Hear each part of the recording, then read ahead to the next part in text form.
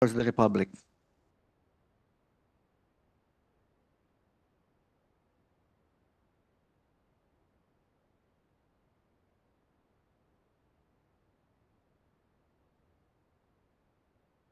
Happy Valentine's Day. Promise.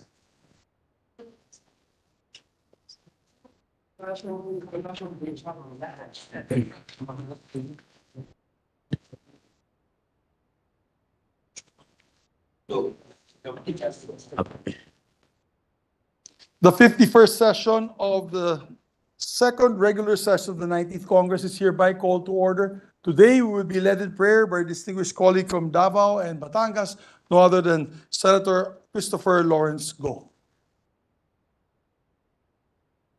Amang Diyos naming mapagmahal, as we gather today to embark upon the duties entrusted to us, we seek your guidance and light to illuminate our path. In the diversity of our beliefs, we unite in our purpose to serve the nation and its people with integrity, compassion, and dedication. Grant us, O Lord, the wisdom to make decisions that uplift the lives of those we serve, the courage to stand for justice and truth, and the strength to fulfill our responsibilities with honor and humility. Bless the Senate, the bastion of democracy, that through our deliberations and actions, we may contribute to the common good, fostering peace, prosperity, and harmony among all Filipinos. Bigyan niyo po kami ng lakas upang may pagpatuloy namin ang mga gawain at sinumpaang katungkulan dahil naniniwala kami na ang serbisyo sa tao ay serbisyo po sa Diyos. Guide us in our discussions that we may listen with open hearts and minds, finding common ground in our shared aspirations for a better future for our nation. Kami po ay patuloy na magtutulungan upang ipaglaban ang kapakanan ng bawat Pilipino. We thank you for your everlasting presence, for watching over us, and for granting us the opportunity to make a difference in the lives of our fellow citizens. As we commemorate Ash Wednesday, let us be reminded that from dust we came, and to dust we will return. May we always dedicate our fleeting lives in service to you and to others. Father God, on this day of love, we ask you to help us love like you do, a love that is patient and kind, does not envy nor boast, not arrogant nor rude, a love that does not insist on its own way, not irritable or resentful, and a love that does not rejoice at wrongdoing, but rejoices with the truth. In your name, we commit ourselves to the task ahead, asking for your blessing and guidance in all our endeavors. Amen. Amen. Secretary, please call the roll of members. Roll call of members, the Honorable Senator Angara, Senator Binay, Senator Cayetano Alan, Senator Cayetano Pia, Senator De La Rosa, Senator Ejercito, Senator Escudero, Senator Estrada, Senator Gatchalian, Senator Go, Senator Ontiveros, Senator Lapid, Senator Legarda, Senator Marcos, Senator Padilla, Senator Pimentel, Senator Poe, Senator Revilla, Senator Tolentino, Senator Tulfo, Senator Villanueva, Senator Villar Cynthia, Senator Villar Mark, the Senate President. With 19 senators present, the chair declares the presence of a quorum. Majority Leader. Yes, Mr. President. Mr. President, Happy Hearts Day. And before we proceed, may we recognize some guests from the gallery, guests of Senator Bato de la Rosa, officials of the PNP led by Brigadier General Constancio Chinayog, and Mr. Saurabh Maria, the Regional Director of Asia Pacific GTH-DNA, Police Brigadier General Ponce Peñones, officials of the BJMP led by Chief Director Ruel Rivera, guests of Senator Ontiveros, Ms. Alpha Joy Alfafara, and Ms. Ludivina Falcon. We welcome all of them in this August chamber, Mr. President. Welcome to your Senate, distinguished gentlemen and ladies. Welcome to your Senate. At this juncture, Mr. President, I move that we defer the approval of the Journal of the 50th Session Tuesday, February 13, 2024 at a later hour. So move, Mr. President. There being no objection, motion is approved. Mr. President, I move that we proceed with the reference of business. One second. I have no reference of this.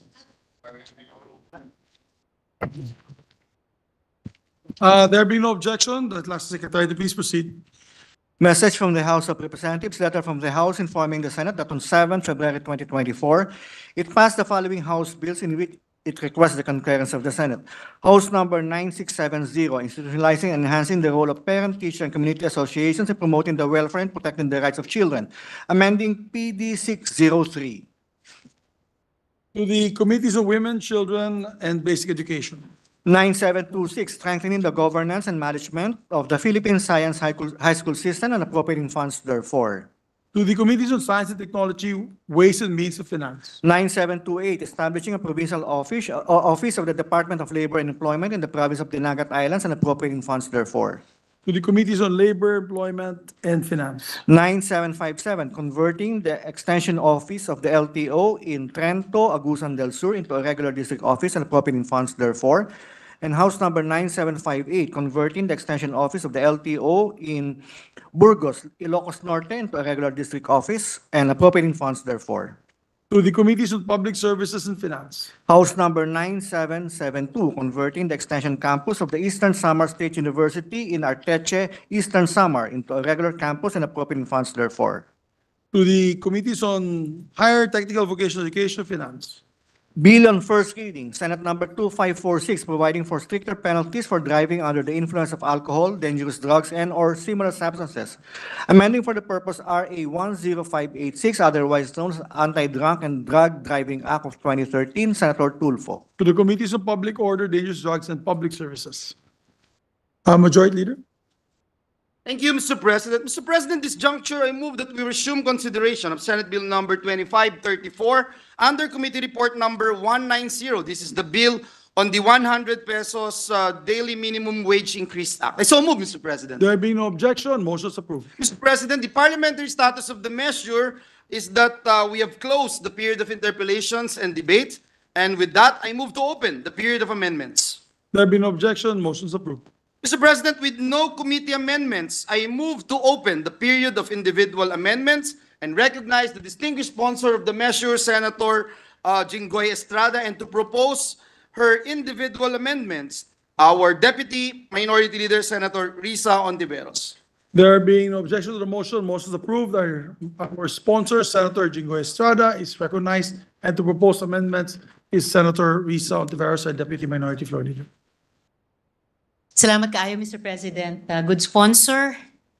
To begin my proposed amendments for his honor's consideration, on page 1, line 11 of section 3, I propose to insert the phrase across the board, regardless of employment status, including those in contractual and subcontractual arrangements, after the word sector and before the word whether, so that the sentence after amendment would then read, the minimum wage of all workers in the private sector across the board, regardless of employment status, including those in contractual and subcontractual arrangements, whether agricultural and non-agricultural, because this amendment would ensure that the benefits are enjoyed by all workers regardless of employment status. I so move, Mr. President. Mr. President, may I have a 1 minute suspension? Session suspended.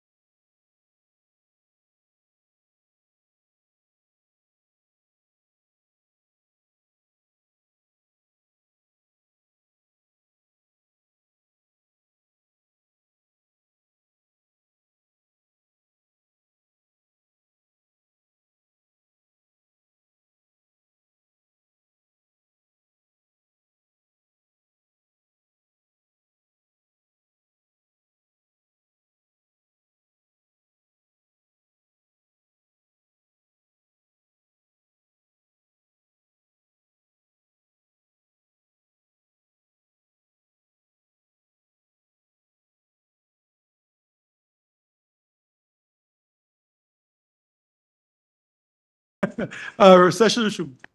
After the quick and refreshing Valentine's break, Mr. President. And Thank you. saliwat, salamat kaayo. Good sponsor, I'd like to amend my proposed amendment to read, still on page 1, line 11, section 3, the minimum wage of all workers in the private sector, regardless of employment status, including those in contractual and subcontractual arrangements, whether agricultural or non-agricultural. I so move, Mr. President. Accepted, Mr. President. There being no objection to the amendment, amendment's accepted. Salamat, Mr. President. Next, good sponsor, on page 2, line 16, section 6. I propose to insert a new sentence. And Mr. President, good sponsor, this is reflecting concern raised by the minority leader, Sen. Coco Pimentel, to this representation. The proposed amendment is, the said inspection may take place at any time of the day or night whenever work is being undertaken. After the word law and before the new sentence that begins with in unionized companies. So that the paragraph after amendment would now read, the Department of Labor and Employment shall, after approval of this act, conduct inspection of payroll and other financial records kept by the company or business to determine whether the workers are paid the prescribed minimum wage increase and other benefits granted by law. The said inspection may take place at any time of the day or night whenever work is being undertaken. In unionized companies, the DOLE inspector shall always be accompanied, and so on. And just to note, good sponsor, this amendment would align with the labor code provision on when inspections may be undertaken. I so move, Mr. President. Accepted, Mr. President. The motion is accepted by the sponsor, therefore, amendment's accepted. Thank you, Mr. President. Next, good sponsor, two proposed amendments, so I'll propose them one by one. Still on page 2, on line 26, section 7, I propose to delete the phrase 25,000 pesos nor more than 100,000 pesos and replace with 100,000 pesos plus moral damages not exceeding 30,000 pesos for each affected worker and the costs of litigation, including attorney's fees. I so move, Mr. President. May I have a minute suspension, Mr. President? Session suspended.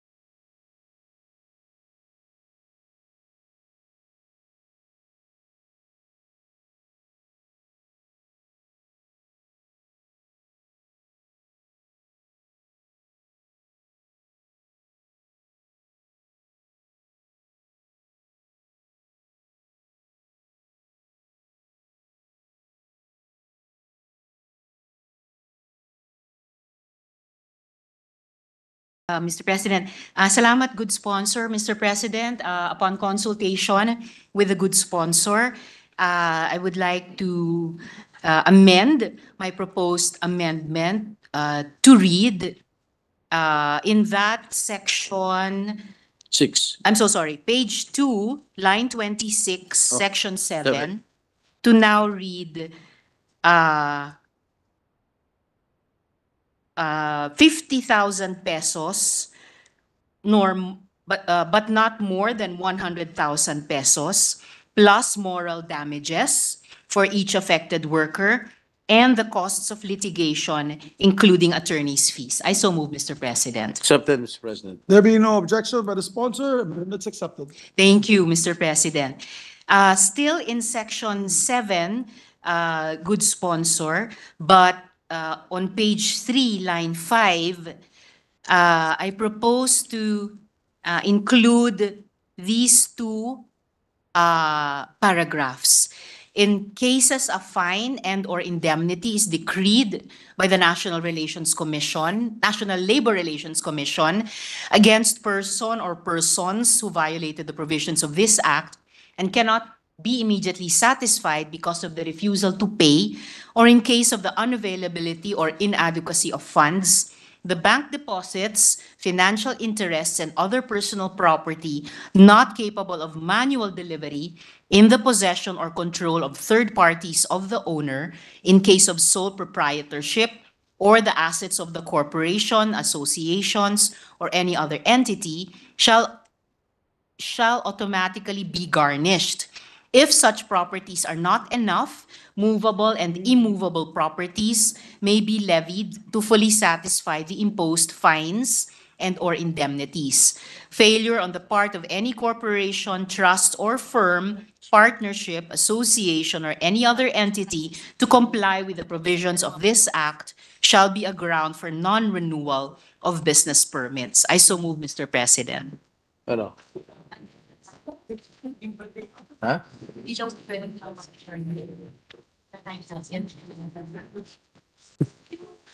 Again, Mr. President, may I move for a minute suspension? Session suspended.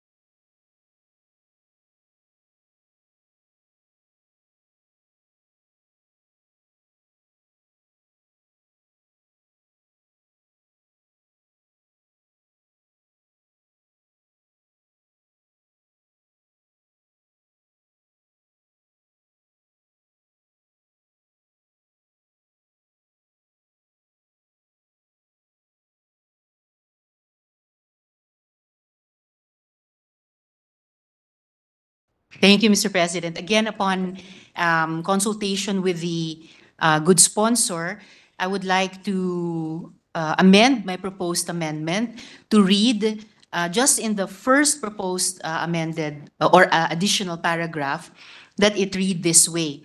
In cases a fine and or indemnity is decreed by the NLRC against person or persons who violated the provisions of this act and cannot be immediately satisfied because of the refusal to pay, or in case of the unavailability or inadequacy of funds, the bank deposits, financial interests, and other personal and other personal property not capable of manual delivery in the possession or control of third parties of the owner in case of sole proprietorship, or the assets of the corporation, associations, or any other entity shall be garnished, and so on. I so move, Mr. President. Accepted, Mr. President. The amendments accepted. Salamat. Thank you, Mr. President. And lastly, Mr. President, I'd like to doubly thank the good sponsor for working with this representation on amending my proposed amendments to a form that was suitable, especially because I cannot resist making it of record that the inspiration for these previous two proposed amendments, as originally formulated, Mr. President, was actually drawn from the sponsor's own bill to raise penalties for the disturbing non-compliance with minimum wage laws and ensure that the goals of this legislation are actually met on the ground. So muli maraming salamat sa good sponsor. And lastly, Mr. President, on page 3, line 6, after section 7, I propose to insert a new section 8 to read section 8, construction in favor of labor. All doubts in the implementation and interpretation of the provisions of this act, including its implementing rules and regulations, shall be resolved in favor of labor. I so move, Mr. President. Accepted, Mr. President. Thank you very much. Amendments accepted. And approved. Thank you very much, Mr. President, good sponsor. And then I lastly simply move that the succeeding portions be renumbered accordingly. Also, just for the record, this last amendment aligns with the Labor Code provision on the statutory construction of labor legislation. Maraming salamat po, good sponsor. Daghang salamat, Mr. President. Thank you to our colleague, Senator Risa. And if I may proceed, Mr. President, Yes, please proceed. some individual amendments. I would like to read your amendment, the amendment of the Senate President. Mr. President, Oh, Senator Pia Cayetano is recognized. Sorry. President, sorry, with the indulgence of the sponsor, I just had, I was listening to the amendments and I just have a question, just to be sure that our laws, the law that we are about to pass is aligned with labor code provisions, because Senator Risa Hontiveros had a statement, which I read, was shown on the screen, that this is in fact aligned with labor code provisions. Di ba ko rinig? Okay, sorry, let me repeat myself, Mr. President. With the indulgence of the sponsor, I noted that Senator Risa Hontiveros' explanation of her amendment states that these amendments are aligned with labor code provisions. I just want, Mr. Sponsor, if we can ask the resource persons, and the answer can be given to me later on, if there are similar penalties in the labor code so that we are assured that up to date tayo. Baka naglagay tayo ng penalty for a minimum wage violation, which I support, the penalties if people don't comply, because precisely the reason you have a penalty is to really enforce compliance. But then, hindi tuloy, because this bill is specific to our minimum wage law, then other violations of basic employee rights may not have similar amendments. We cannot control that because this bill is specific to minimum wage, but we should at least know. Because otherwise, it is just this concern that we're addressing. And then for the record, we can give the sponsor more work later on. So I think it is timely that we are just apprised. If we can ask the resource person to deal with that, Mr. Sponsor, with your indulgence, while you go on with your other amendments. Thank you. Thank you. Thank you, very much. Mr. President. We will comply and we will give you the answers after the period of amendments. Yes, please So if proceed. I may continue the individual amendment of the Senate President, If I may read on on page 1, line 10, before the word minimum, insert the word daily. I so move, Mr. President. There being no objection to the amendment, amendment's approved. On the same page, line 12, remove the phrase a day. I so move, Mr. President. There being no objection, amendment's approved. So the sentence shall, again on page 1, line 10. Kay Espiritu. Oh, this is my amendment, Mr. President. On page 1, line 10, retain the word rate. I so move, Mr. President. There being no objection, amendment's approved. Again, on page 1, line 10, between the words all and workers, insert the term minimum wage. I so move, Mr. President. There being no objection, amendment's approved. And line 10 of page 1 shall now read as follows. Section 3, wage increase. The daily rate of all minimum wage workers in private.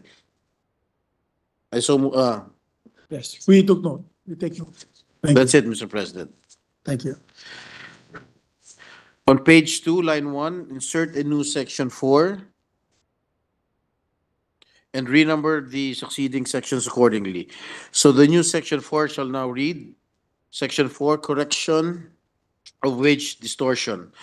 Where a wage distortion occurs as a result of the increase in minimum wage under this act, the employer and the union, or the employer and the workers, in the absence of a union, shall negotiate to correct the distortion in accordance with the provisions of Article 124 of Presidential Decree 442 as amended, or the Labor Code of the Philippines, and other existing laws, rules, and regulations. I so move, Mr. President.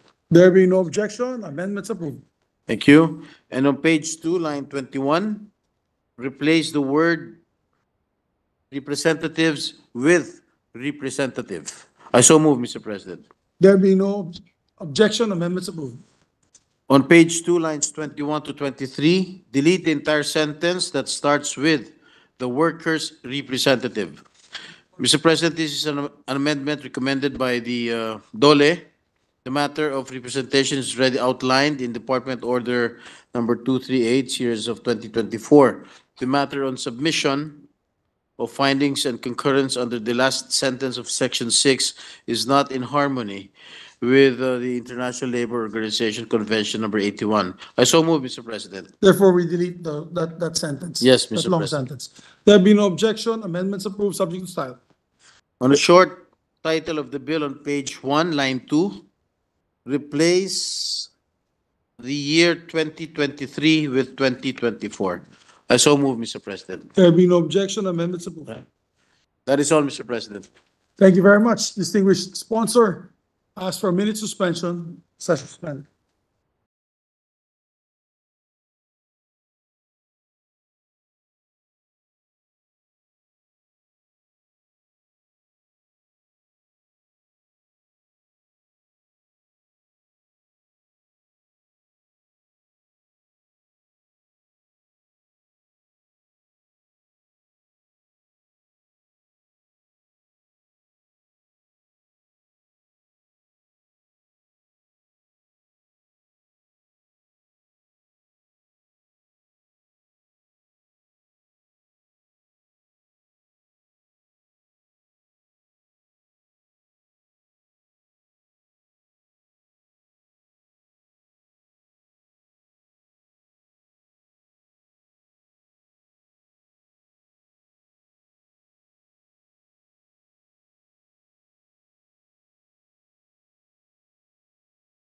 Mr. President, with no other individual amendments, I move to close the period of individual amendments. So move, Mr. President. There being no objection, the motion is approved.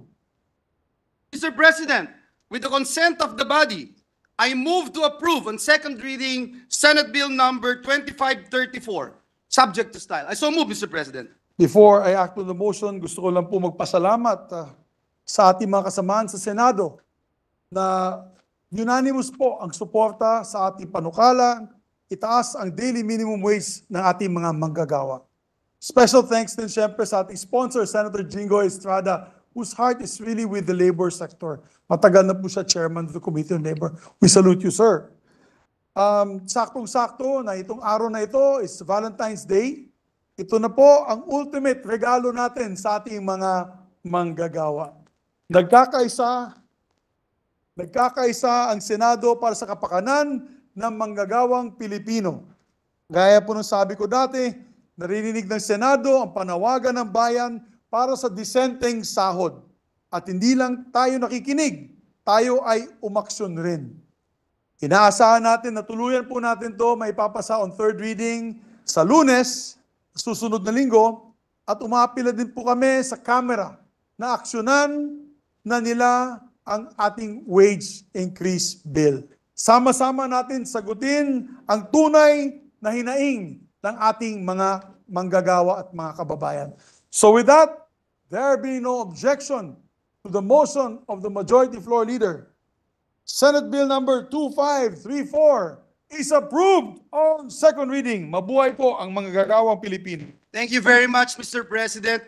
And Mr. President, if I may, isang karangalan ang maging bahagi ng bulwagang ito, lalong-lalo na yung pong ating adhikain para itaas ang antas ng buhay ng ating mga kababayan, lalo na ng ating mga manggagawa. Malaking tulong po ito at gaya ng sabi nyo, ngayon ay Valentine's Day, handog ng Senado ito para sa ating mga manggagawa. Nais muli nating pasalamatan si Senator Jinggoy, ating principal sponsor, and of course, our inspirational leader na talagang tumulak ng husto and more than willing to walk the extra mile para maipasa ang batas na ito, Senator Juan Miguel Zubiri. Maraming salamat, Senate President, sa ating mga kasamahan. Sa kabila po ng nagmamahalang mga bilihin at gastusin, tama po ang direksyon kung saan patungo ang ating institusyon, na balang araw ay maiangat natin ang buwan ng sweldo ng ating mga manggagawa hanggang ito po ay maging tunay na living wage. Kaya muli, Ginoong Pangulo, maraming salamat. And with that, I move that we suspend consideration of Senate Bill number 2534. So move, Mr. President. There be no objection. Motion is approved. I ask for a minute suspension, Mr. President. Session suspended for 1 minute.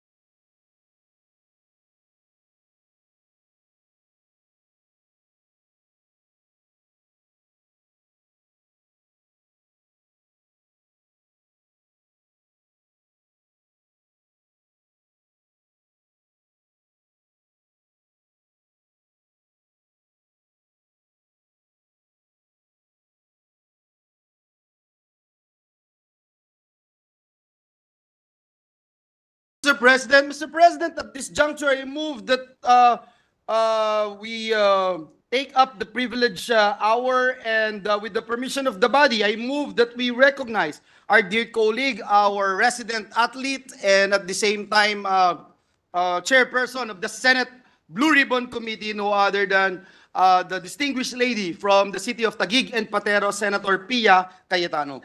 So Our move, Mr. President. distinguished lady senator from Taguig and Pateros, as well as my constant walking partner, no other than Senator Pia Cayetano, is recognized. Dave.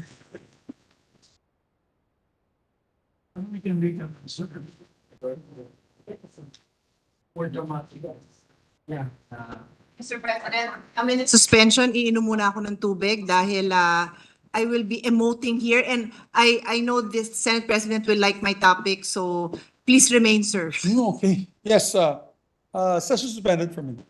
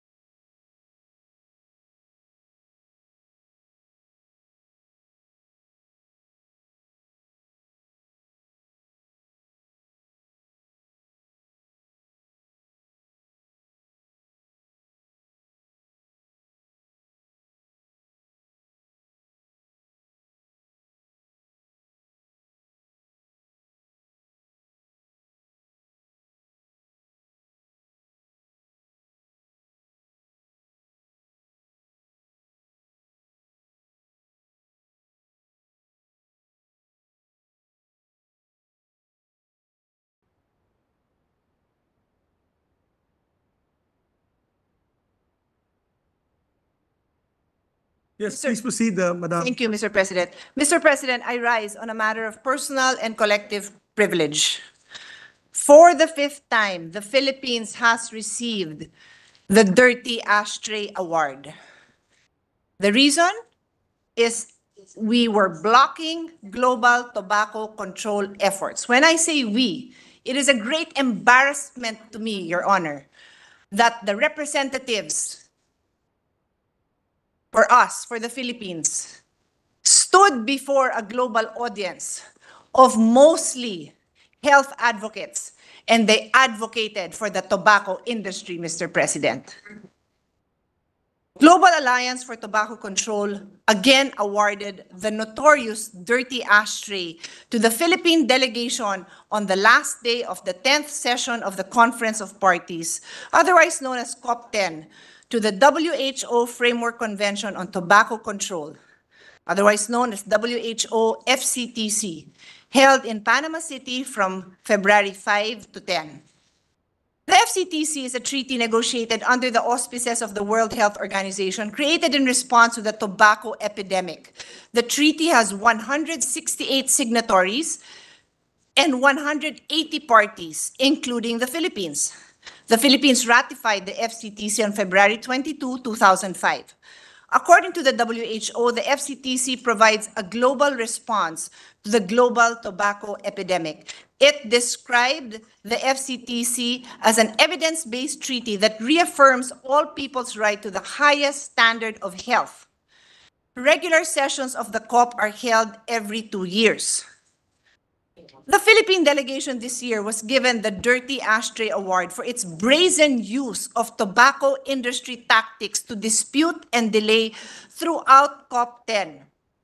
According to the Southeast Asia Tobacco Control Alliance, otherwise known as SIATCA, after almost 3 days of deliberation, parties failed to achieve consensus to establish an expert group to facilitate implementation of FCTC Article 9 and 10 on the regulation and disclosure of the contents and emission of tobacco products, with the Philippines joining a minority of parties blocking consensus. What is Article 9 and Article 10? Article 9 deals with the testing and measuring of the content and emission of tobacco products and their regulation. My dear colleagues, mga kababayan, sino ba may ayaw na itest at sukatin ang laman ng tobacco products? Bakit ayaw? Bakit ayaw ipatest? Ano ba laman nun na ayaw ipaalam sa atin? Bakit naman tayo may delegation na hinaharang ang information na makakasakit sa ating mga kabataan? Hinaharang dahil meron silang nilalagay doon na alam nilang nakakasama sa kabataan. Imagine, ganun na nga ginagawa nila, dirty tactics. Sinuportahan pa ng gobyernong to. Sinama pa sila at sinuportahan pa ang ganitong mga pangyayari. Nakakahiya, Mr. President. Now, what is Article 10? Article 10 deals with the disclosure of information on such content and emission to government authorities and the public. Disclosure of information. Ang nais lang naman ipaglaban ng health advocates is kayong mga tobacco product sellers, distributors, tobacco companies. Legal naman ang pagbebenta nyo. Pinayagan naman kayo magbenta sa aming bansa. Pero you must conform to regulation. You must disclose kung ano yung laman ng mga produkto nyo para ma-regulate naman kayo. Dahil kung hindi kayo ma-regulate, paano naman ang mga kabataan? Paano naman din ang may edad na na-addict? Dahil nga may mga laman yan na nakaka-addict at nakakasama sa katawan. Why in the world would we send a delegation that would prevent full disclosure of harmful ingredients in tobacco products, including vapes and e-cigs? Why? Because we do not have the political will to fight against these tobacco companies. Nakakahiya. It's bad enough that these tobacco companies are allowed to get away with it, but it is even worse and unacceptable that sinasamahan pa sila, inimbita pa na sumama dito sa conference na to. Ang sumasama dapat sa conference na to, health advocates. Kung gusto naman ng tobacco companies na fair lang ang turing sa kanila, makapagbenta sila, nakakapagbenta naman sila eh. Regulation lang ang gusto natin. And sinamahan pa sila, holding hands pa sila ng ating mga government officials to attend this international conference. I have no words, Mr. President. It is an embarrassment. According to the reports, the Philippines proposed a compromise option that further muddled the discussion and caused more delays. My God, my Lord, bakit ba kayo pinanganak at nagdala pa kayo ng ganyang tao sa isang health conference na manggugulo lang? With no more time left to continue deliberations, the agenda item was deferred to COP11. Every delay is a win for the tobacco companies. Every delay is on the hands of our government officials who allowed it, who held hands with these people and allowed it and are probably cheering na na-accomplish nila yan. Babalik ko, anong na-accomplish nila? Ginulo nila yung mga debates para yung simpleng requirement na ilista nila at isubmit nila yung ingredients na laman ng kanilang produkto, ibibigay nila, hindi nila magawa, nanggulo pa sila. Dinelay pa nila, dinamay pa nila yung buong mundo. Nakakahiya, Mr. President. Former Health Secretaries Alexander Padilla and Esperanza Cabral have said that this is alarming and that the Philippine delegation should take this dishonor as a wake-up call. Hindi lang wake-up call, Mr. President, ikulong na yung mga taong yan. Budget pa tayo ng budget, our chairman of the Committee on Health is here. Budget pa tayo ng budget, debate pa tayo ng debate na increase yung budget ng healthcare. But on the other hand, sabay-sabay sumasakay ng eroplano at nag-a-attend ng health conference para guluhin yung health conference na yan at para i-dilute yung mga provisions na makakapagbigay lang naman ng information sa ating lahat. O kaya tuloy maraming naniniwala, nakakabuti sa kanilang vape. Kasi hindi naman binibigyan ng public, hindi pinapaalam sa public kung ano yung laman yan. At ito, harap-harapan na ipaglalaban nila na itago yung information. 11 former health and education officials have urged the Philippine representatives to the COP10 of the WHO FCTC to take a stand against e-cigarettes or vapes amidst an increase in its use among the Filipino youth. Dr. Jaime Galvestan, DOH Secretary 1995, Dr. Carmencita Riodica, 2001 to 2005, Dr. Esperanza Cabral, DSWD Secretary 2005 to 2009, and DOH Secretary 2010, Dr. Pauline Rosel Ubial, DOH Secretary 2016 to 2017, Attorney Alexander Padilla, DOH Undersecretary 2001 to 2009, Dr. Susan Mercado, DOH Undersecretary 1998 to 2001, Dr. Madeline Valeria, DOH Undersecretary 2012 to 2013, and former Education Department officials, Brother Armin Luistro, DepEd Secretary 2010 to 2016, and Attorney Alberto Muyop, DepEd Undersecretary 2010 to 2016. I can only speak also for former Secretary Liling Briones because she had made statements about this in the past when I handled the budget of DepEd budget.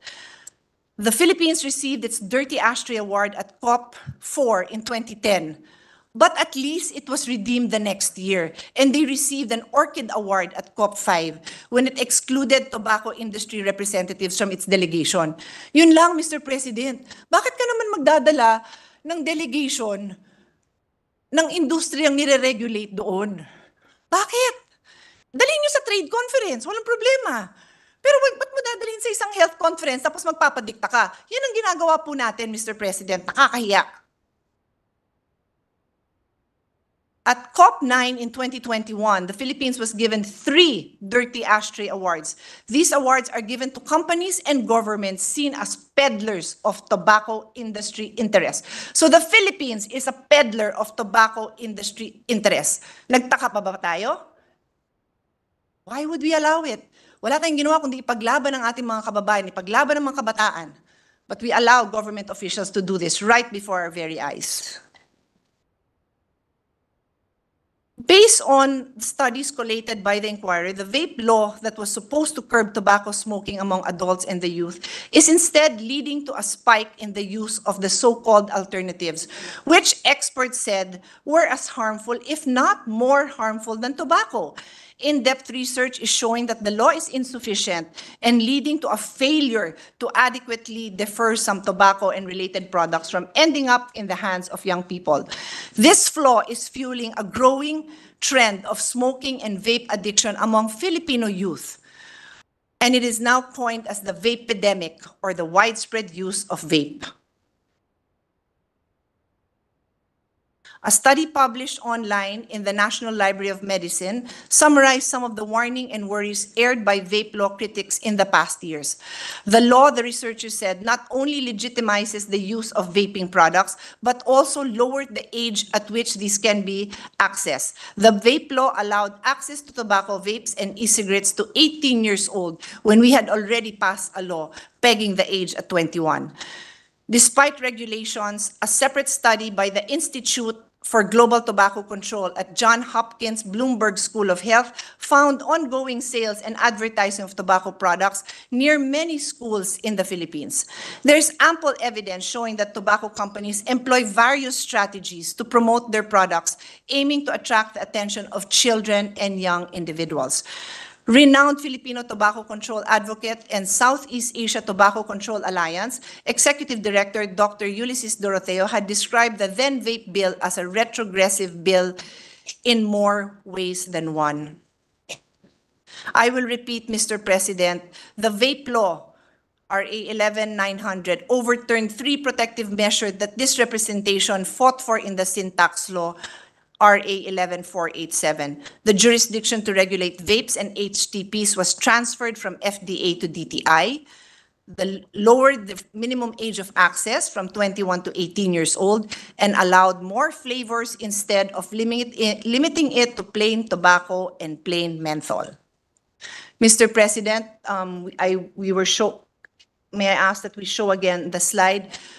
Historically, these industries even used doctors, or at least actors that looked like doctors, to somehow promote that some cigarettes are healthier than others. This was done, if I'm not mistaken, in the 1950s and in the 1960s. And time and again, Mr. President, I kept on saying that same lang naman ang playbook nila. They will still use, whether it's doctors, meron pang dentista, nagsasalita pa sila sa mga conference na patago, pero nalalaman naman natin, kino-convince ang mga ibang professional na mag-shift sa vape. Hindi dapat nag-shift, dapat wag nang manigarilyo at wag din mag-vape. The tobacco industry is slimy, to say the least.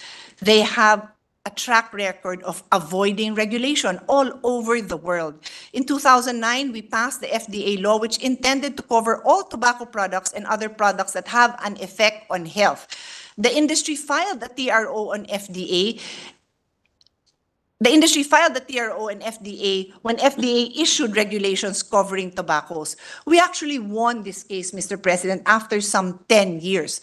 The Supreme Court ruled that tobacco products affect health and therefore is under the jurisdiction of FDA. But of course, nag-motion for reconsideration pa ang mga tobacco companies kasi ayaw na ayaw nila magpa-regulate. Hindi ko po kinakampihan ng FDA, marami din pagkukulang ng FDA, but they do have the jurisdiction to regulate. Sila lang ang may ability. Kung gusto natin galingan nila, it's either palitan natin yung head para mas magaling or bigyan natin ng pondo para mas magawa yung trabaho. But you cannot just give this jurisdiction to DTI, which is what we did, Mr. President.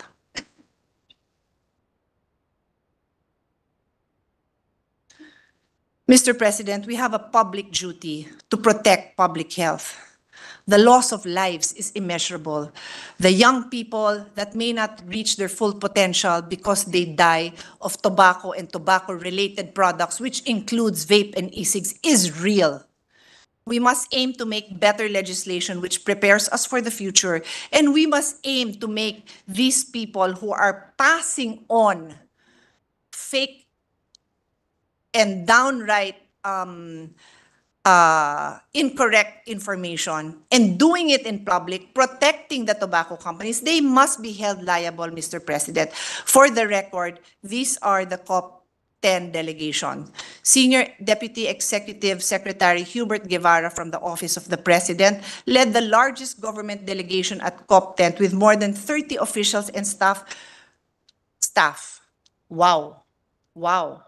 Malaman ko nga kung ano yung budget na pinadala natin sa WHO because in May, Mr. President, and I was a delegate to the WHO World Health Assembly, not at the expense of the Senate or the government, if I may be clear about it, but I was sponsored by WHO itself to talk about the fight that many of you have joined me with against this tobacco company. So now, may 30 na pumunta doon. 30 na ginastusan pa na makarating doon. Congress Representative Rodante Marcoleta and his staff, representative from the Presidential Legislative Liaison Office, Department of Agriculture, National Tobacco Administration, Department of Trade and Industry, Department of Foreign Affairs, Department of Health, Department of Education, Department of the Interior and Local Government, Food and Drug Administration. In my humble opinion, Mr. President, talagang ang dapat mag-attend yan, Department of Health and Department of Education. Kasi yan ang nangangalaga ng kalusugan natin and kapakanan ng kabataan natin.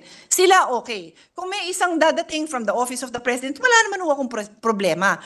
Pero among these people, kasama pa ho dyan ang mga tobacco industry representatives. The Philippines sent the largest government delegation to COP10. Wow! Wow! Ganun ba tayo kayaman? Ganun ba kaimportante sa atin na pagtakpan at tulungan ang tobacco industry na kailangan pang samahan ng 30 government officials? Kaya pala magkakasakit na at mamamatay na yung kabataan natin because we don't care. We send our government officials to protect the tobacco industry.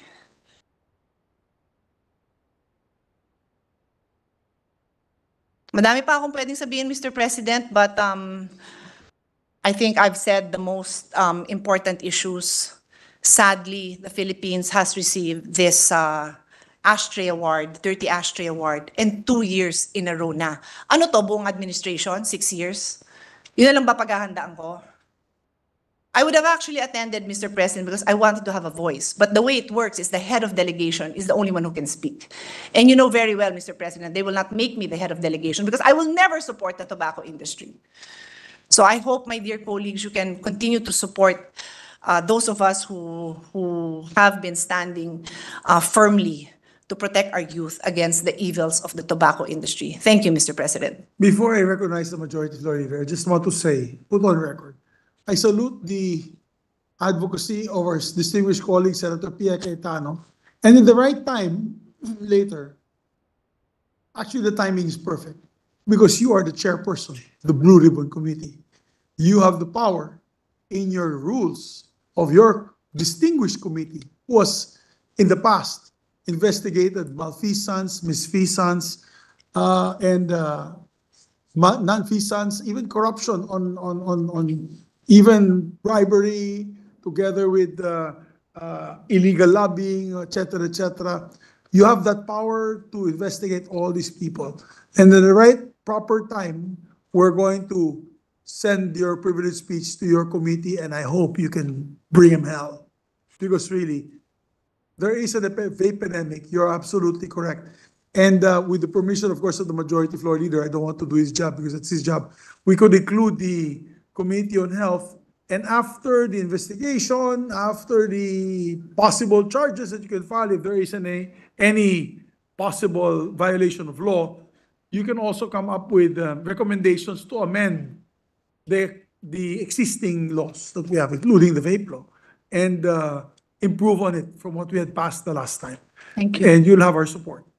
Thank you, Madam Pia. Thank you, Mr. President. If I may, Mr. President, I would just like to, first of all, congratulate our dear colleague for raising this alarming violations of the Vaporized Nicotine Regulation Act, which prompted, actually, Mr. President, our body, our institution, the Senate, to adopt an unnumbered resolution. I remember to address it head-on.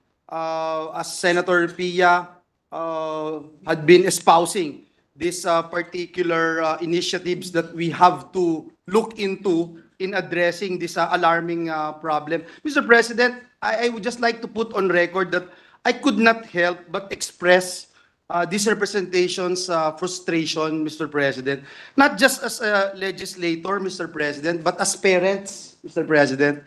May mga anak po tayo at kung naalala nyo, Ginoong Pangulo, na bahala po tayong lahat nung ipinakita sa atin ni Senator Pia Cayetano dito sa bulwagang ito, yung iba't ibang flavor at makukulay na packaging na vape na naglipa na, lalong-lalo na sa online shopping sites. Isang tahasan po ito kasing paglabag doon sa ipinasang batas at nagdadala ng panganib talaga sa kapakanan ng at kalusugan ng ating mga kababayan, lalong-lalo na ng ating mga kabataan.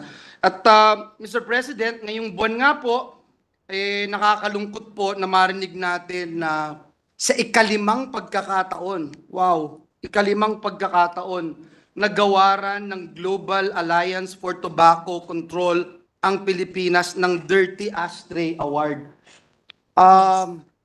Napakasakit ho na isipin na parang baka yung word na kulang o sobrang kulang ang ginagawa ay Kulang. hindi makatarungan, Mr. President. Although this should not in any way, Mr. President, reduce or diminish the efforts being made by the government and the previous Congresses in addressing tobacco control and related health issues. So may I just ask one question, two questions, Mr. President, just to clarify, Mr. President, and humbly submit this to your honors. Dahil I believe this is a wake-up call for all of us in the government to do better, Mr. President. And so my only question is, how many people or in the daily average, Mr. President, if the distinguished lady would have the data, daily average death in the Philippines due to tobacco-related diseases?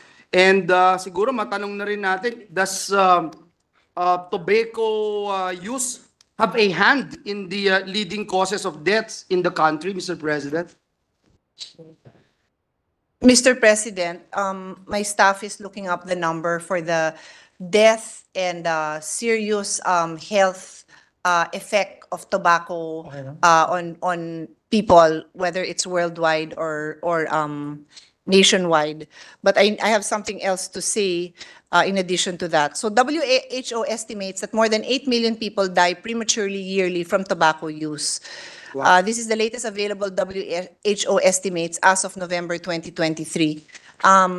I'm not sure if we have Philippine data.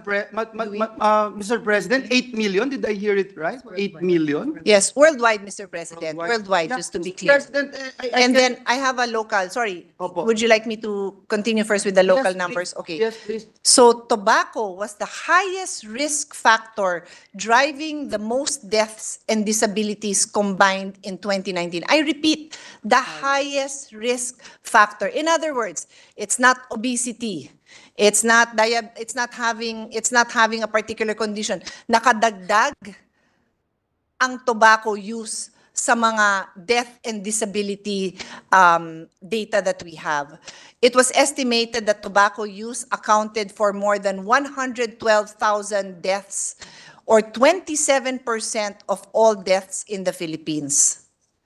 Of tobacco deaths, 96,000 or 85% were attributed to smoking, and 22,000 or 19% were second-hand smoking. So when a member of the family, and usually it's a parent, is smoking, pwede hong magkaroon ng lung disease or a tobacco-related disease or problem ang mga anak, or even an elderly living in that family kahit siya mismo ay hindi naninigarilyo. And if His Honor would recall, I would often recount my own experience as a pregnant young lawyer forced to attend board meetings among a smoking group, and nobody even bothered to ask, "Are you okay? Do you mind?" But thankfully, we passed that law.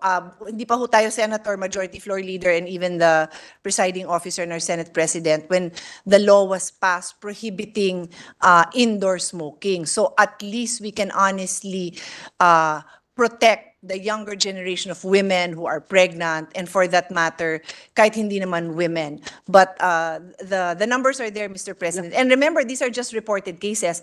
Paano pa yung mga nasa probinsya sa mga malalayong lugar na hindi na na-autopsy or hindi na nakarating sa ospital? I'm sure marami pa yon, Mr. President. Thank you, Mr. President. I can associate with that, Mr. President, because growing up, mayroong assessment sa akin nung bata po ako na asthmatic po ako, Mr. President, and I'm really allergic to smoke, Mr. President.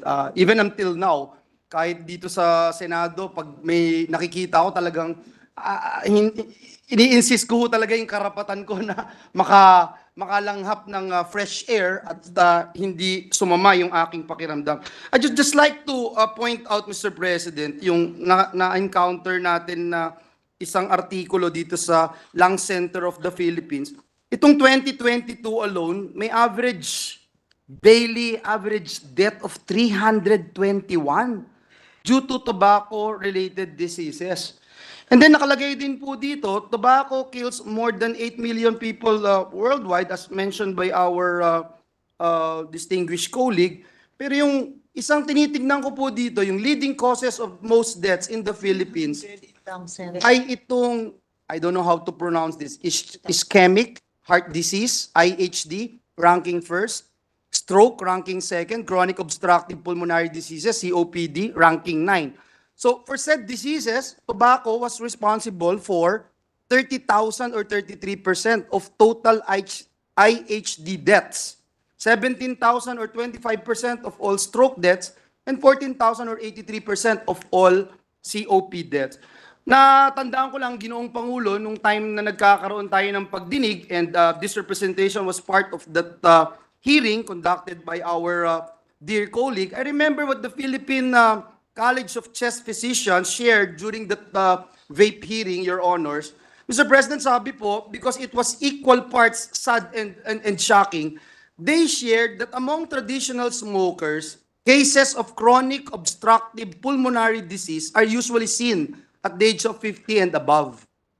However, the youngest patient with COPD among vape users was a 16-year-old girl who had to be intubated because of ramp-up use of vape just within a period of 6 months, Your Honor. Yes, So yes. this is really alarming, Mr. President. And as I mentioned a while ago, yung mga pinapakita niyo po sa bulwagang ito, sino ba ang hindi makakakuha ng atensyon pag ganito yung mga idinadanggel sa ating mga kabataan, Mr. President? I mean, we have kids, we have loved ones na nakakakita po nito, and maaaring sila ang susunod na mabiktima.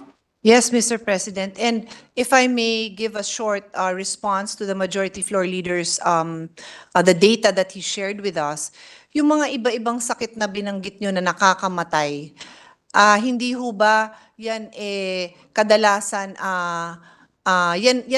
that is those people who are afflicted are those people who come to us to also ask for financial assistance, medical assistance, and then pagdating ng budget hearing, and our former chairman of the Committee on Health is now the presiding officer, Senator J.V. Ejercito, we always insert more access to healthcare, whether it's funding for the hospitals, funding for the medication. Nilalagay ho natin lahat yan doon, di ba?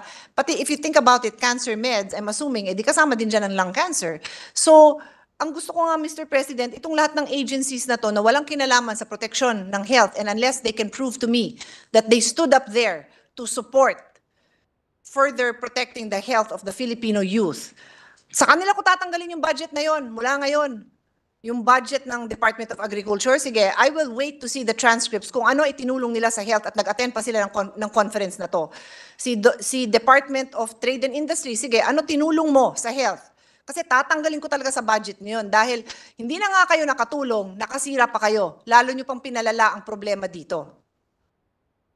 Mr. President, I share the sentiment of our dear colleague. I can see where she's coming from. I wanted to put on record that I fully support her advocacy. As much as I wanted to ask more questions, Mr. President, but please allow me one more. Just give us an update, Mr. President, yung update on the discussions from last year's hearing, particularly on the issue of regulation. I remember it was a heated debate whether or not it is really the Department of Trade and Industry and not the Food and Drug Administration who would head the or be at the helm of having that regulatory powers, Mr. President, in this particular case, Your Honor?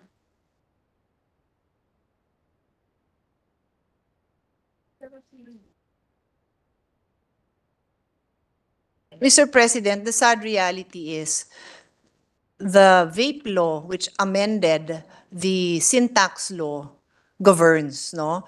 And so this law basically gives DTI the jurisdiction over tobacco-related products, including vape. And so, Mr. President, it would be the DTI who would give permits to all of these companies that are either retailing or distributing these companies. And now, when DTI holds the hand of the tobacco industry and goes to a conference that is trying to strengthen health measure, and we have reports that sumama pa sila dun sa grupo na ayaw mapasa yung Article 9 and 10, which is really just requiring that i-report ng mga tobacco and vape companies yung laman nung vape products nila. Well then, I think DTI has gone way beyond the jurisdiction that that weak law gave them. The weak law said that you can regulate. I am not happy with it, pero sige, be my guest, regulate it. O tapos nakipag-holding hands kayo, sinamahan nyo pa yung tobacco industry para ipigilan yung information na kailangan mailabas sa publiko para the public knows, para yung mga parents, alam nila na ito yung nilalanghap ng anak mo o isang nagmamahal na nanay, pwede niyang sabihin sa kanyang partner, Valentine's pa man din ngayon na huwag kang lumipat dyan sa vapes na yan kasi ito pala yung mga produkto niya, nakakasama. Nag-abala si DTI. Sige nga, patingin, meron kayong ginawang ganon? So that's where we are, Mr. President. But I also have to report that we have a few measures that we are, I think some of them have been filed, but there are a few more that we really want to take up so that we can strengthen it. Sadly, I don't know how this will prosper. I'm pretty sure, I trust that I have the Senate support, but beyond the Senate, hindi ko na po alam kung makukuha natin yung support the support that the Filipino people need so we can protect their health, Mr. President. Thank you, Mr. President. I think it's important to note that this is the Philippines. Hindi po ito ibang bansa na lahat pwede, lahat kung anong mapagtripan, basta gagawa na lang ng desisyon. And I stand my ground, Mr. President, and put again into the records my position, this representation's position from the very first time, Mr. President, we tackled this particular issue. Even last Congress, that the Food and Drug Administration should regulate vape and heated tobacco products. Number two, the age requirement should have remained at 21 years old in compliance with RA 11467, which introduced amendments to the sin tax law. And I also recall my proposal, Mr. President, that in the event that there are concrete findings, and the records from this August chamber will bail me out, if there are concrete findings supporting the dangers to health of heated tobacco products, the Senate must timely enact corrective measures. It's here in this August Chamber's records, and I will say it again, I stand by my position, and I stand beside Senator Pia Cayetano in espousing these very important initiatives in ensuring the safety of our people, most especially our young people whom we consider the hope of this nation. Maraming salamat, Ginoong Pangulo. Thank you, dear colleagues. Thank you so much, Mr. President, Majority Floor Leader, for your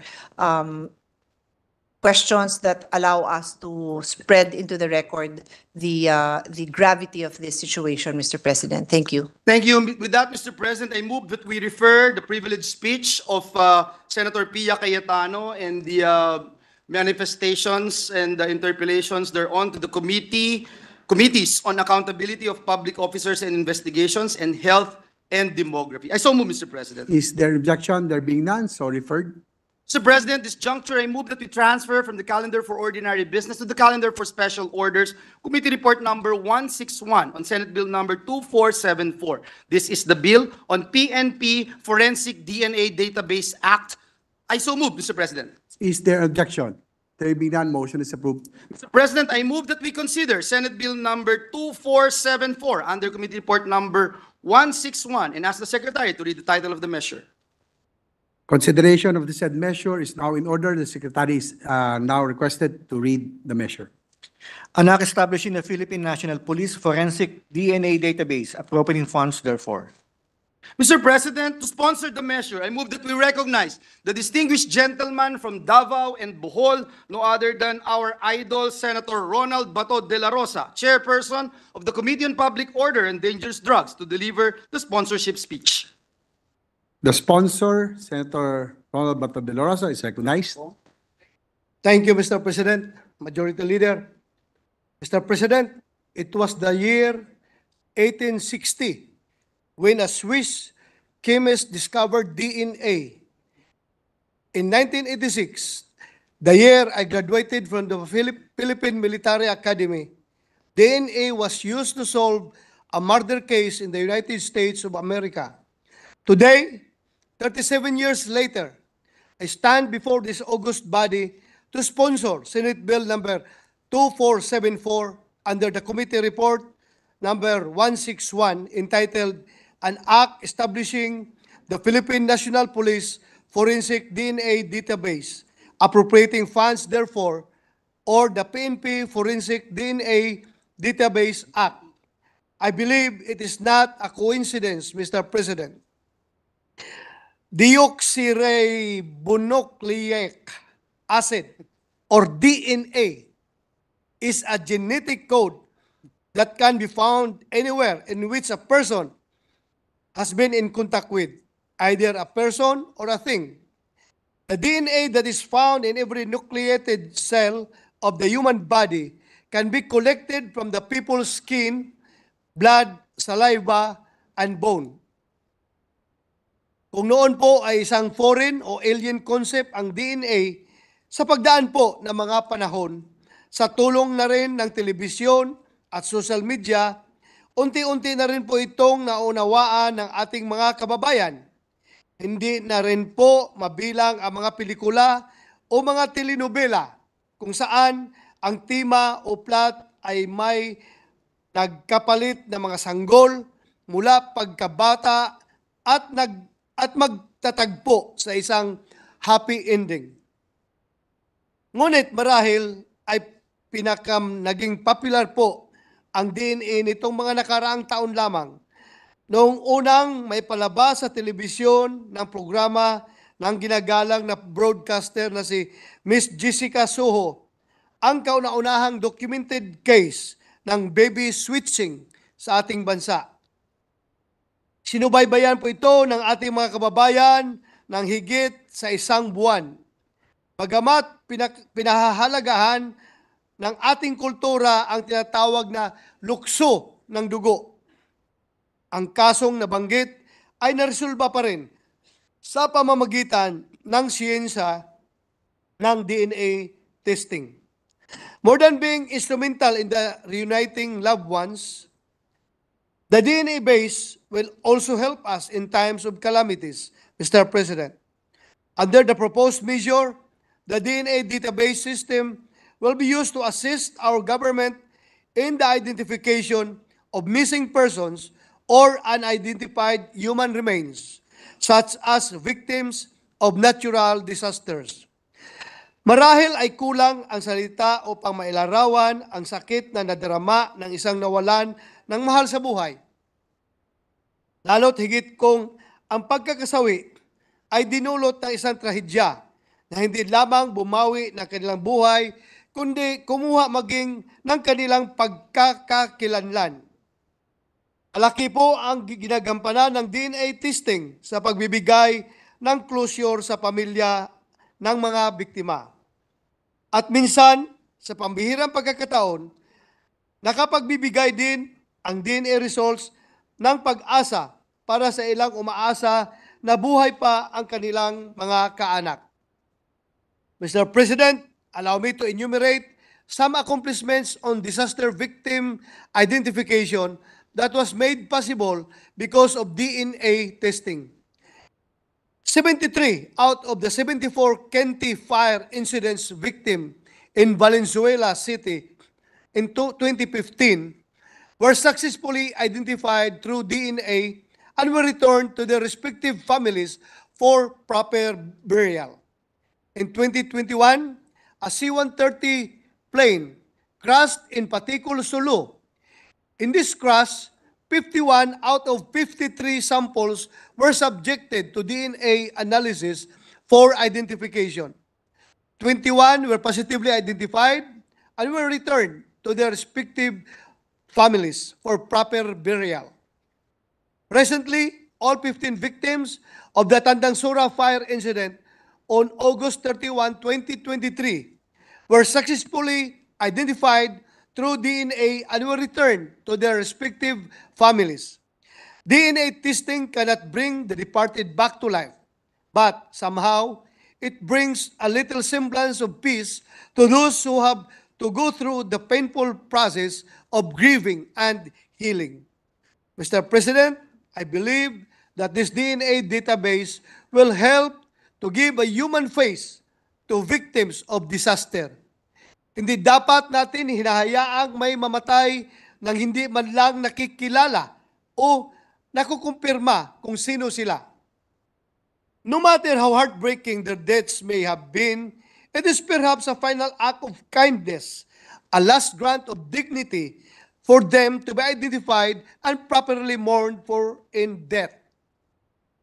But aside from being instrumental in reuniting families and identifying victims of disasters, DNA for the longest time has been an essential part of crime solving. What seems to be a remarkable and technologically advanced manner of processing material evidence seen in shows such as CSI, Crime Scene Investigation, is in fact not a mere fragment in the imagination of creative writers. It is the actual standard in evidence gathering in the United States.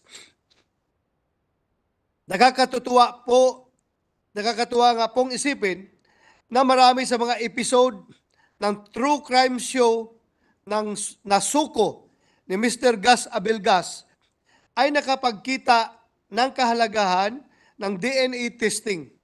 Maaari po sigurong malusutan ng isang kriminal ang kanyang kasalanan sa korte sa pamamagitan ng false testimonies o pagsisinungaling.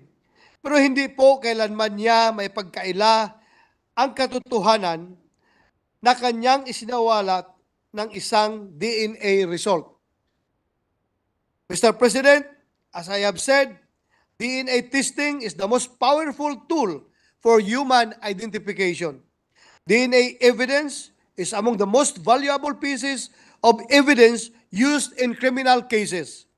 Apart from identical twins, no two people have the same DNA, meaning the use of such evidence can either prove a person's innocence or guilt with great accuracy. The Supreme Court has long recognized the admissibility of DNA evidence in court and provided judicial guidelines for the collection, handling, and storage of biological samples in the Rule on DNA Evidence, which is promulgated in 2007. As such, this goes to show that this proposed measure complements the rule issued by the Supreme Court. Madalas po natin marinig ang mga paratang na hindi patas ang hustisya sa ating bansa, na ang katarungan umano ay para lamang sa may mga salapi. Hindi nga raw pwede sa ating bansa ang death penalty dahil sa ating umano'y imperfect justice system. But I digress, Mr. President. The issue about the death penalty, after all, is a debate for another day. Ang akin pong pinupunto at nais sabihin ay maraming mga aspetong hindi lamang ng crime solving kundi pati ng proper at swift delivery of justice ang matutulungan ng DNA testing. Hindi lamang po ito instrumento upang makapagpabilanggo, kundi instrumento rin ito upang makapagpalaya. Madalas nyo rin pong marinig mula sa akin na dapat bigyan ng katauhan at pangalan ang mga gumagawa ng kasamaan. Hindi sila dapat hayaan na takasan ang kanilang pananagutan sa batas. Tunay po na walang baho na hindi sisingaw. Walang lihim na hindi nabubunyag. Naniniwala po tayo rito. Pero gamitin natin ang teknolohiya, ang DNA testing para mapabilis ang pagkamit ng katarungan. Having said that, Mr. President, the DNA database under the Philippine National Police will serve as a powerful deterrence. There will always be a very good chance that one of the hands of the potential offender will be caught in the cookie jar. DNA are trails that would lead to the resolution of a criminal case. This preventive aspect adds another layer of security to the overall law enforcement strategy. I began by stating that I believe it is not a coincidence for me to sponsor this mission today. More than 160 years have passed since the discovery of DNA. I hope that this year will be the year that this Senate, together with our country as a whole, puts the discovery to its best, most humane use possible. With your support and the support of our colleagues, I know it can be done. Maraming salamat po, Mr. President. Thank you, Senator Bato de la Rosa. Mr. President, I would like to associate myself to the sponsorship speech of Senator Bato de la Rosa. And that's why I would like to just insert into the records this representation's co-sponsorship speech. So as the co-sponsorship speech of our Senate President Pro Tem, Senator Loren Legarda, and Senator Mark Villar. Let it be placed into the records, Mr. President.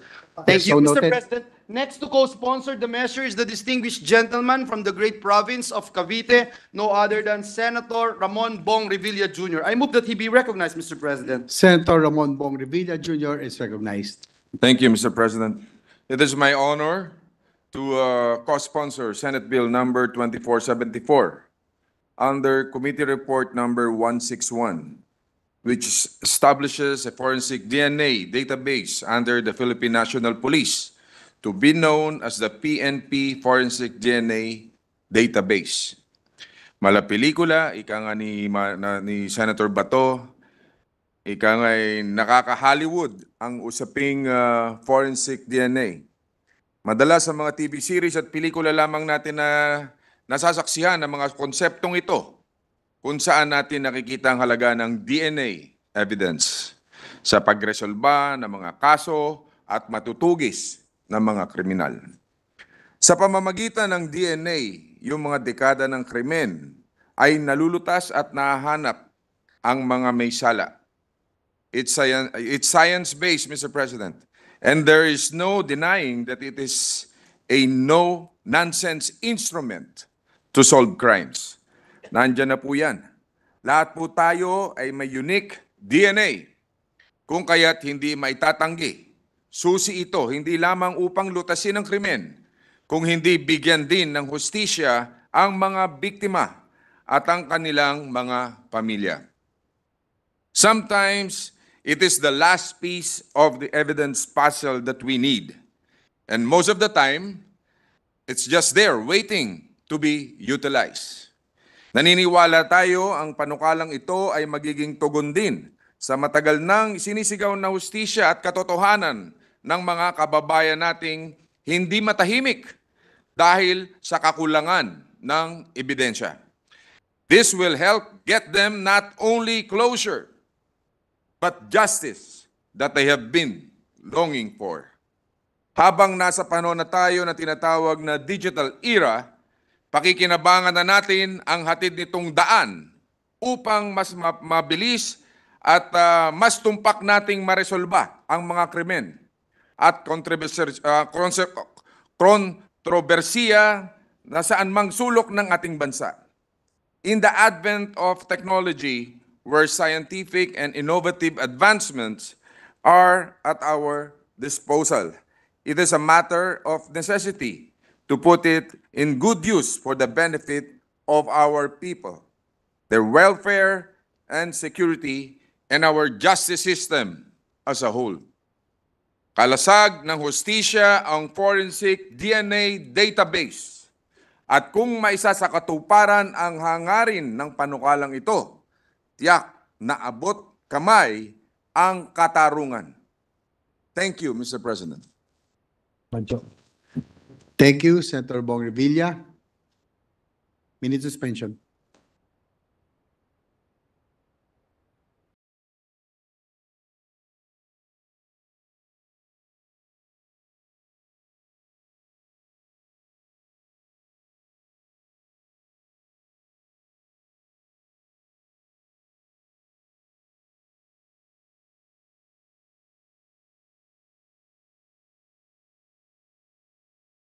Study further the measure, I move that we suspend consideration of Senate Bill number 2474 under Committee Report number 161. I so move, Mr. President. Consideration of Senate Bill number 2474 under Committee Report 161 is hereby suspended.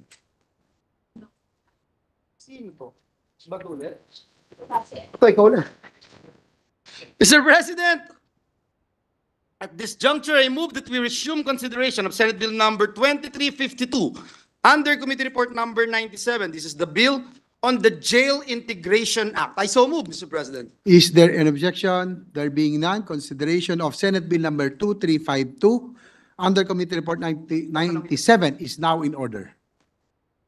Thank you very much, Mr. President. At this juncture, Mr. President, the parliamentary status of the bill is that we have sponsored the measure. And with that, I move, Mr. President, to open the period of interpellations and debate and recognize the distinguished sponsor of the measure, Senator Ronald Bato de la Rosa, and to interpellate Senator Ramon Bong Revilla Jr. So move, Mr. President. There being no objection, period of interpellation is now in order. The sponsor, Senator De La Rosa, and Senator Bong Revilla to interpellate are hereby recognized. Thank you, Mr. President.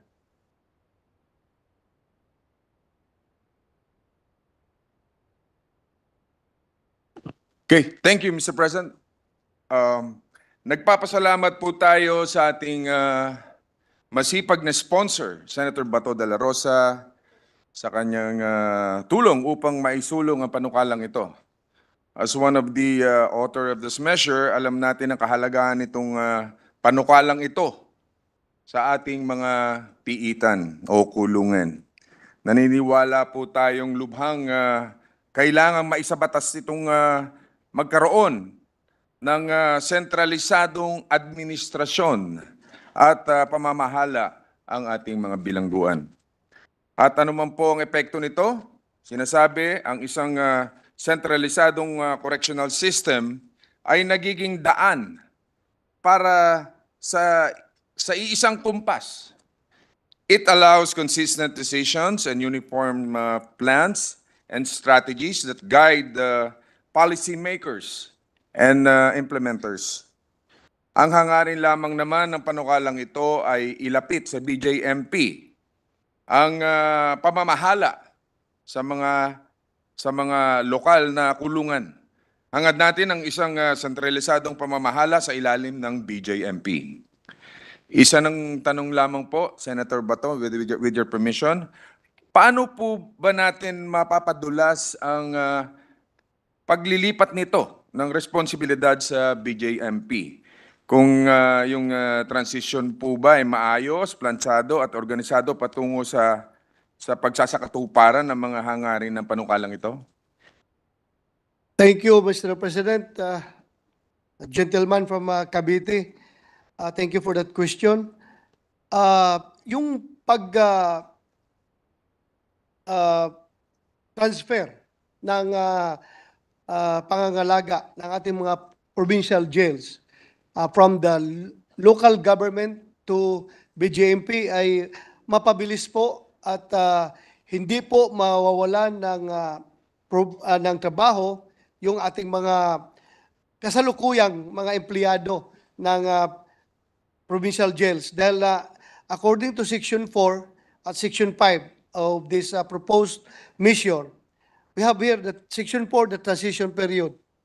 For orderly transfer of management and operation of provincial and sub-provincial jails, a 3-year transition period is hereby established to commence from the date of the effectivity of this act, provided that during the transition period, the concerned provincial government shall continue funding the subsistence allowance of inmates and the maintenance of jail facility, including but not limited to electric and water expenses and necessary repairs until such time that the total and full control of supervision of the facility has been transferred to the BGMP.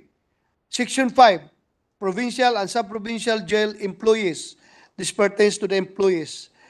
The existing employees and personnel of provincial and sub-provincial jails shall enjoy security of tenure and shall automatically be absorbed by the BGMP subject to the qualification standards as provided for in Republic Act number 9263, otherwise known as the Bureau of Fire Protection and Bureau of Jail Management and Penology Professionalization Act of 2004 as amended, and other applicable laws, pertinent rules and regulation of the Civil Service Commission, provided that those who will fail to comply with the qualification standards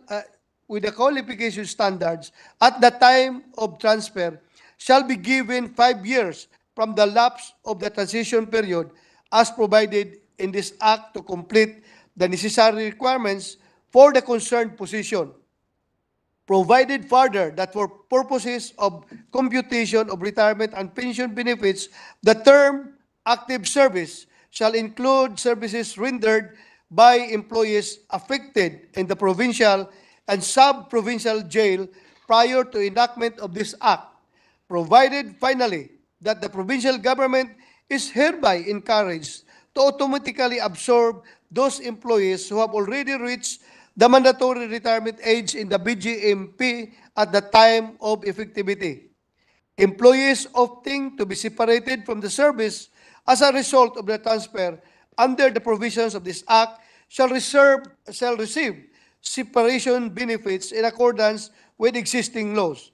In addition, those who are qualified to retire shall be allowed to do so and be entitled to all benefits provided for under existing retirement laws. So ganun po, Mr. President, yung ating magiging transition.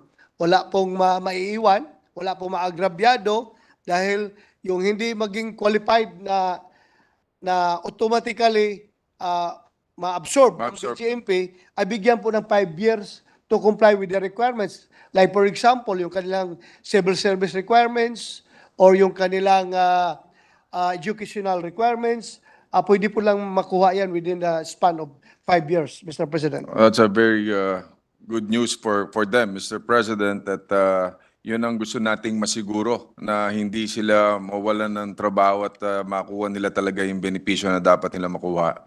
Yes, Mr. President, and during our hearings, a series of hearings, we have received the commitments of the provincial governors who are running these provincial jails that they are willing to reassign because these are provincial employees.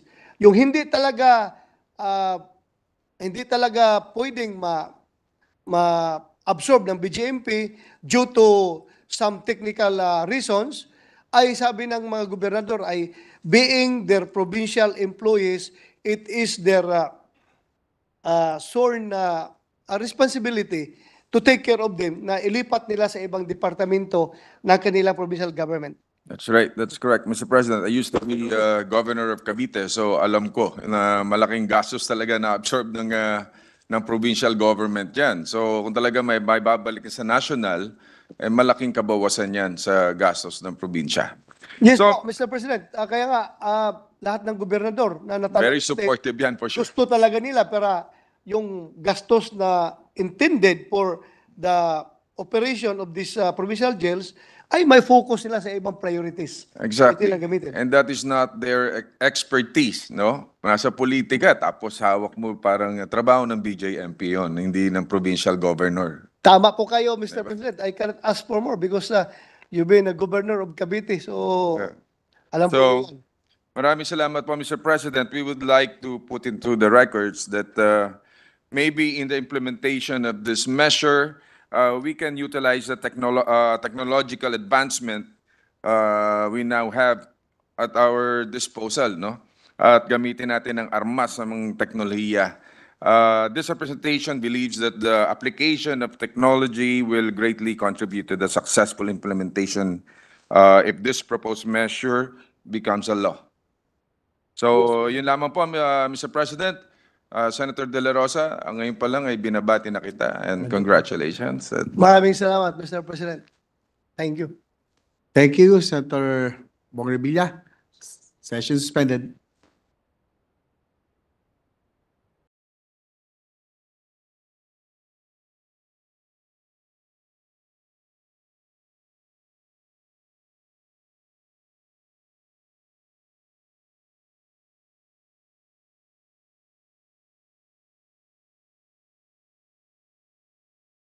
Mr. President, I move that we suspend consideration of Senate Bill number 2352 under Committee Report number 97. I so move, Mr. President. Consideration of Senate Bill number 2352 under Committee Report number 97 hereby suspended. Thank you, Mr. President. May I ask for a minute suspension, Mr. President? Session